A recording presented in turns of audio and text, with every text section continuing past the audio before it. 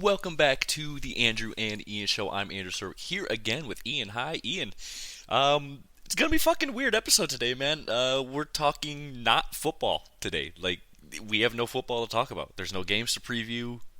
Nothing. So, it's gonna be a fucking weird episode for sure. Not talking football, but how you doing this evening, man? Not doing too bad, but like you said, it's a weird episode. If we actually had to classify this and we put our different episodes into categories based on what they had, they'd probably file this one into a miscellaneous category because it's a little bit of everything. Yeah. Yeah, just weird because we're gonna talk, obviously Super Bowl next week, and NBA trade deadline because that is also next Thursday. So we'll definitely hit that. But yeah, we got a major MLB signing today, in the MLB, obviously. Um, Max Scherzer, a 1-year, $15.5 million deal to Toronto.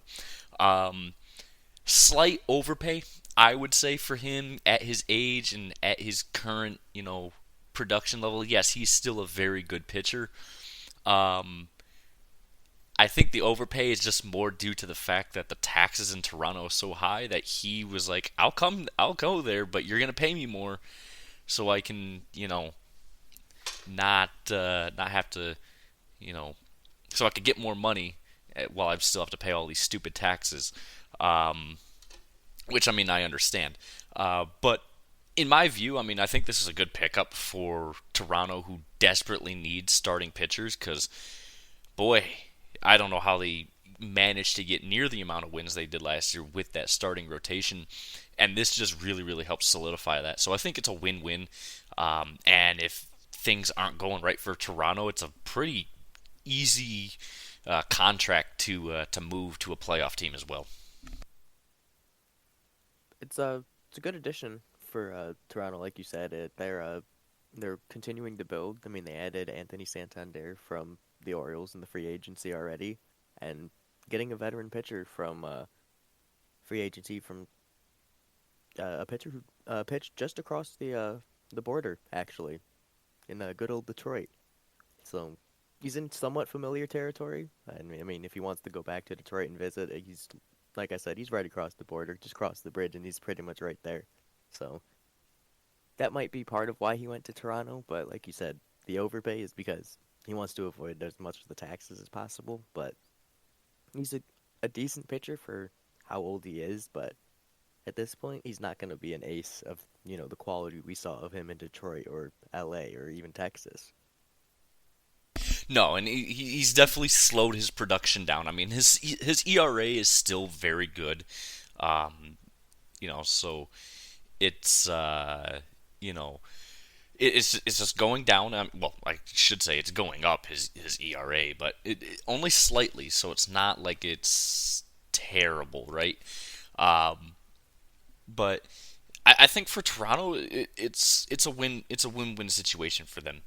This either gets them into the playoffs, or they can get pretty good value trading him at the deadline come August if things are completely falling apart for them. So I think overall it's a great signing, and yeah, we'll just leave it at that. Um, in terms of the NHL, I mean, there's not really a whole lot to talk about. I mean, obviously there was the big, Rantanen, Natchez, trade with Chicago there. Taylor Hall leaving is, well, not Taylor Hall, but no, was it Taylor Hall that left Chicago? I can't remember now. I think it was a Yeah, three-team trade. Yeah, yeah, Taylor Hall went to Carolina, and Natchez went to to whoever they else went to Colorado. out of Colorado, because And that's where all I know out of it is that Chicago got a third round pick, and that's it. They got one third round pick out of that, so they got fucking fleeced in this deal. Uh, congratulations, Chicago. You end up not only in the NFL but also in the NHL. That's depressing because you're and a the Big Six MLB. franchise. Well, Well, half of their teams, maybe not the the Cubs, South but Side of the definitely the White AFC. Sox. They are. But yeah, no, I mean, hey, at least they have a record, right? There are, I mean, you know, in some capacity. some sort of fucking record for being ass. But yeah, I mean, there's not a whole lot really to talk about there besides that trade, and we're well past that anyways. Um, and then obviously we're still on Ovi passing Gretzky watch. I genuinely think it's gonna happen like this year, this season. I mean, but it's going to happen this calendar year regardless. Um, but Yeah, he's now 20 goals away from breaking the record, 19 goals away from tying Gretzky's record, and I just want to talk about that just ever so slightly because recently, I've seen a lot of people saying, "Oh, well, he only does empty net goals and shooting from the top of the point." Well, it's like if you really break it down, yes, he now has more empty net goals than Gretzky did. He passed Gretzky's amount of empty net goals earlier this season. But he uh, the the shot from the point that he's done that forever and no one can still stop it, right? If you really look at the numbers, he only has scored about 300 of those goals in his career. So people maybe need to calm down on the only he only does two things: score empty net goals and shoot from the point. And I mean, the difference is Wayne Gretzky played in the era where goalies being Swiss cheese was all but standard, right? I mean, this is the era where people had 100 plus point seasons, and that was average. Now 100 plus point seasons is all but guaranteed to get you in the heart conversation, at least. And I mean, granted, you have these guys that put up 100 plus points in a year, but when you have a person who's doing it in a modern era at a capacity that Ovechkin's doing it at, it doesn't matter. You're watching history, and at the end of the day, it's kind of nuts what he's been doing, and he's taking what Jaromir Jagr did and taking that to a whole new level. I mean, we could see this man do the exact same thing that Jagr did and have more success in his career already simply because he has the goal record all to himself. And if he plays as long as Jagr did, minimum, that record's never being broken again. Right, and here's the thing, right? Is Ovi going to be the first member of the 900 goal club? I certainly think so.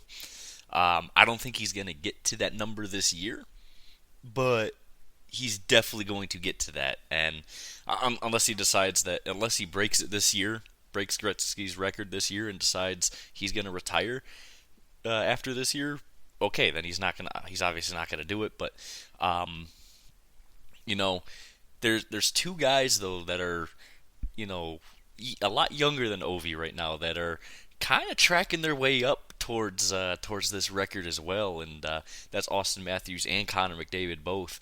Although both haven't been scoring nearly as many goals this year as you would expect them to, especially after the seasons they had last year.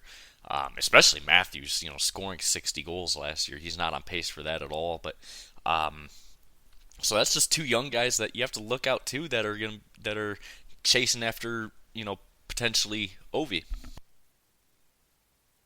And that's even crazy to even think that right now we could be witnessing someone beat Wayne Gretzky, and we have two players potentially who could beat that person.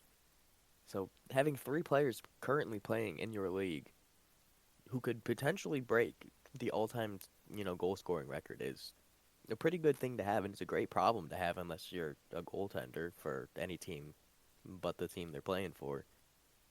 But then you have to realize you have players like Macklin Celebrini and then Connor Bedard who are just starting out, but already Macklin Celebrini has like damn near 40 points on the year.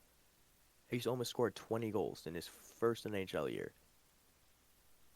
Yeah. We have guys who are veterans who don't score fucking 20 goals in a year. This is Mm-hmm. a rookie. Yeah. Well, I mean, and you kind of look at it too, like, I mean, Connor Bedard, right? I mean, last year, he scored his first goal last year. They showed the fucking graphic, uh, 893 goals from Ty Gretzky. I'm like, Yeah, bro, which is so what? disrespectful, but like once you see like and you saw the potential he had, you can understand like okay, he's good and maybe down the line he has that potential, but right now obviously he's starting out. But if you can score 25, 30 goals in your first NHL season, it's a hell of a starting point. Right, and Bedard had a fucking nasty snipe last night from like a really, really poor angle, and he just fucking nailed it top shelf right over the goalie's shoulder. It was fucking gorgeous. But yeah, man, Shame he went to Chicago. it's really just a shame, man, ain't it? It's Should have just, went to Detroit. man, it should have been Detroit's pick, but whatever. Um, anyways, so we're gonna move on now over from the NHL just to the NBA, and it's there's nothing important going on in the NBA right now. I mean, obviously everyone and their mother knows that Jimmy Butler wants out. He's more than likely getting traded next Thursday. But the TV numbers are down. The sport is just not entertaining right now. The fact that college basketball numbers are higher than the NBA at times should really fucking tell you how bad the product of the NBA has started to become. It's just everyone's shooting threes, and no one goes to the paint. There's very few guys that do. Like your LeBron, he will always go to the paint because he's kind of more of an old school player than mostly. But you look at people drafted from like 2015 and younger. Everyone's just shooting threes now. In I have a suggestion to fix the game, to make it more entertaining, to make it more physical. Um, you know, just get rid of the 3 point line. Just fuck it. Everything's just 2 points. Get rid of the 3 point line. I mean, the game started without it, so let's just get rid of it, and you'll see. And Adam Silver, stop being a little bitch and let your players actually make contact with each other and fucking make the sport more aggressive like it was, especially like during the Michael Jordan era, right? Give us the sport, make the sport just more physical. Stop shooting all these threes and stop, and maybe make defense rewarding. See, and that's just not an NBA problem though either. We've seen it in the NFL where, particularly any defense that's playing the Kansas City Chiefs, you touch Mahomes, it's a flag. And I saw a meme where it's he wears 15 on his jersey because it's the amount of yards he gets when you touch him. But regardless, it's I think you're partially right because I don't think getting rid of the 3 point line will necessarily help it. I think it'll garner a lot of complaints and just rather negative, uh, just overall viewership. I think it would make it worse from that standpoint. I do agree, however, that defense should be played. It's cool seeing all these 100, 120 plus, 130, point games. It's just where's the defense? You had value in being a defensive player of the year, and when you had teams like the Pistons in 2004, a team that shouldn't have done anything and did. They won because of defense, and they had players like we all know Ben Wallace, the reigning defensive player of the year. That team could play defense, and when they needed to have players that could shoot, they did. You know, Teams are living and dying by the three, and obviously you shoot less and you make less baskets than your opponent, you're gonna lose the game. But at the end of the day, you have guys who are individually going for 40 points each night, damn near. And just look at LeBron at 40 fucking years old, still putting up damn near 40 points a night because he's physical, he's big, and like you said, he's old school. Not just because that's just his play style, because he literally played in that era. He's been playing in the league for so goddamn long. So he's different than a lot of these other players. But then you have younger guys like Giannis, or sometimes with Anthony Edwards, you see it. Bigger athletic guys who will drive, and it's like you have this potential. Now, granted, trying to defend that and to stop someone is, it's going to lead to some gnarly collisions and whatnot. So I understand trying to play it up a little bit. But when you're not driving the rim and someone's just on the perimeter, just dribbling the ball for 3.5 minutes, let them play defense. Let them swipe in a couple times. It doesn't, Right, you you let slap them them. on the hand. Right, you It's slap them on the hand unrealistic. now, and they get fucking free throws. It's stupid to me. Like Yeah, I mean, I guess it's part of the game, but like, I'm not a big basketball fan, so at the end of the day, what do this I is know? this is this is why I need to get Mike on the pod every once in a while so we can actually talk basketball with him, man. Shit, maybe we could get him on for next Thursday's episode. Get our basketball man on the pod again and see what he thinks about everything that went on next Thursday at the trade deadline. Um, what else did we have to talk about in this episode, man? I know there was something else. Justin Tucker. Ah, yes, Justin Tucker, man. Let's talk about it. Yeah, so apparently, good old Justin Tucker, the kicker for the Baltimore Ravens, is being looked into by the NFL for just allegations of inappropriate sexual behavior during massages. He took a page of Deshaun Watson's book. He's Justin Tucker's or Deshaun Watson sees this and he's like, he's just like me for real. Yeah, I mean, we'll see what happens, but I mean, obviously Justin Tucker released a statement denying the allegations, but at the end of the day, we'll see when the NFL investigation concludes whether or not this is actually legitimate or not. Yeah. Look, it's just sad to see. It's like, dude, you're. I get it. You're getting a massage, but man, just keep it in your fucking pants. Is it really that fucking hard? Like, come on now. What are we doing here, man? Like, I look. I hope this isn't true. I really do. For everyone involved. But man, it's just disappointing that this is what we've come to with you know these millionaire players from any sport really. I mean, if you look at it, I mean there's things all over every league of things maybe not quite to this extent, but just stupid stuff that should be and could be very easily avoidable with these players. It's just like you're paid these millions of dollars, but you can't fucking just like be a normal fucking human being. Yeah, I mean, how hard is it to really just get a massage and not proposition someone? Like realistically, I mean, I look, I don't know, man. Look, I get it. The happy ending meme is a meme for a reason, but like for fuck's sake, man, just be a normal person. Figure it the fuck out. That's all I can say. right? It should not be that hard. Like I've had massages before, but I'm not fucking out here like, yeah, you want to give me a happy ending? Like, fuck off with that. No. Be a normal fucking person. I get it. You have money. You think you can do anything. But Jesus Christ, man. Just be a fucking normal fucking person. It's genuinely not that hard. Um, I guess there is some football we can talk about. It's obviously not a game, but Lions hiring or replacing their coordinators obviously went to the Jets. That's where Aaron Glenn went, and the Bears, which is where Ben Johnson went. Obviously, the two most sought after, um, you know, coaches this offseason were those two. Um, but the Lions. Let me pull up the articles here.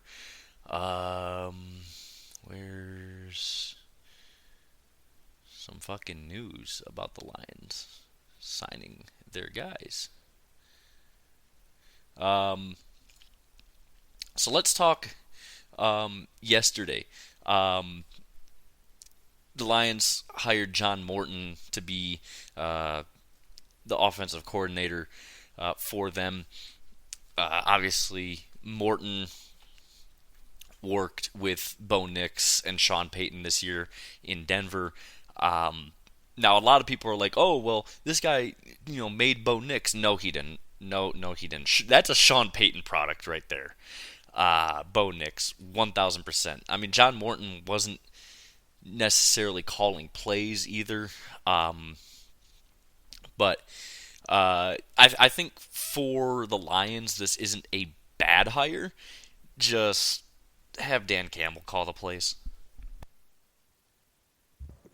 Yeah, I mean, this is someone who spent time in Detroit already, and I mean, they said they were going to promote from within, and I mean, technically they did. Like I said, someone who worked here before and someone who's worked with Sean Payton. That's a Dan Campbell connection, right? I mean, former Saints head coach Dan Campbell. It is a Sean Payton connection with Dan Campbell. So the coaching tree is there with John Morton. He's familiar with Campbell too. So that's obviously a good thing you want to have when you're hiring a new offensive coordinator, right? Yeah, and John Morton is from Rochester Hills, so he's a Michigan native. Yeah, he's a born and bred Lions fan. I mean, it works out. But I mean, it's not a flashy hire by any means. But I don't think it's a bad hire for the Lions. I just don't think to me, it doesn't really move the needle. Um, and I mean that's all there really is to say about it. In terms of the defensive coordinator spot, they promoted their linebackers coach Kelvin Shepard to defensive coordinator. And this is a hire I like. This is a guy who worked very, very closely with Aaron Glenn. And I assume he's going to run things very similarly, schematically, with um, with what Aaron Glenn was doing. And we're going to basically see the same sort of style of defense from the Lions next year. Kelvin Shepard, I mean, he's 37, so he is young as hell. And obviously he's a former player as well. And he played for Detroit as well, which is quite interesting. But I like this hire a lot. I mean, he was one of the two guys that everyone was talking about being promoted to defensive coordinator for Detroit. The other one being can't remember his name, but he's the defensive backs coach. And but the fact that you have a guy in Kelvin Shepard who's young and worked extremely closely with Aaron Glenn, the departing defensive coordinator from the team, I think that is like an A+ hire for the Lions. 110%. I mean, you said it. This is a player or a coach now who is a former player, played for Detroit, and helped Ed Orgeron at LSU. I mean, he's got experience, and I really want to point out, like, about what he did in, I think it was 2022, maybe 2021, with Malcolm Rodriguez. How he had a rookie linebacker starting. Crazy man. That's the type of coach I want. Yeah, I mean, look, I love it. And, Alex Anzalone, I mean, obviously he's kind of the captain of the defense, the QB of the defense, right? I mean, he has nothing but praise for Kelvin Shepard. And Kelvin Shepard, I think, is a reason why. I mean, because when Anzalone first came to Detroit, I was like, oh, man, this guy fucking sucks. And then he's just gotten better and better as the years have gone on. I think Kelvin Shepard has really kind of helped with that. And you look at the development of Jack Campbell between last year and this year, and it's night and day. So, Kelvin obviously knows what the hell he's doing, and I think that it's a bang on hire. Yeah, 100%. This is to promote from within. This is their guy. And going forward, hopefully, being a linebackers coach originally, you could hope that you get a little better uh, maybe coverage against mobile quarterbacks, which has been the bane of this team. But at the end of the day, I mean, it's first year, new promotion. We'll see how it plays out. Yeah, we'll see how it plays out. I mean, look, at the end of the day, players is what matters more than coaches because players make the plays, right? Coaches can only do so much out on the field. But I think again we're gonna see very similar schematics. Let's just hope that yeah we can stop mobile quarterbacks because looking at the Lions' schedule, we got a lot of mobile quarterbacks. You know that the Lions have to play next year, so that's gonna be very very interesting to watch. And yeah, so that's gonna really wrap us up. We're gonna start heading into uh, one episode a week up until probably until March Madness starts. We might open it up back to today, but next couple weeks we're probably just gonna go down to just Thursdays. So yeah, next Thursday we're obviously gonna talk Super Bowl. We're gonna talk NBA trade deadline as well.